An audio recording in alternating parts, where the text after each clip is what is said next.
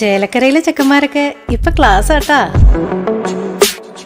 അതിനൂതന hi tech സാങ്കേതിക വിദ്യകളോടെ വൻ നഗരങ്ങളെ പോലും വെല്ലുന്ന സൗകര്യങ്ങളുമായി നമ്മുടെ ചേലക്കരയിൽ Naturals beauty parlour, Doctors Tower, near bus stand, Chelakkara. Vadakkancheri മണലിത്തറയിൽ 90 വയസ്സുകാരനെ കിണറ്റിൽ മരിച്ച നിലയിൽ കണ്ടെത്തി. മുരിങ്ങയിൽ ആന്റണിയാണ് മരിച്ചത്.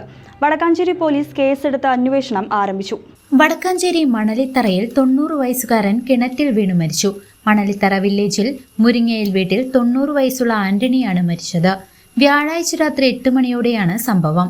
വീട്ടുവളപ്പിലെ കിണറ്റിൽ വീണുകിടക്കുന്ന നിലയിൽ കണ്ട ആന്റണിയെ ഫയർഫോഴ്സ് എത്തി പുറത്തെടുത്ത് മുളങ്ങുന്നത്തുകാവ് ഗവൺമെന്റ് മെഡിക്കൽ കോളേജ് ആശുപത്രിയിൽ എത്തിച്ചുവെങ്കിലും രാത്രി 10 മണിയോടെ ഡോക്ടർ മരണം സ്ഥിരീകരിക്കുകയായിരുന്നു.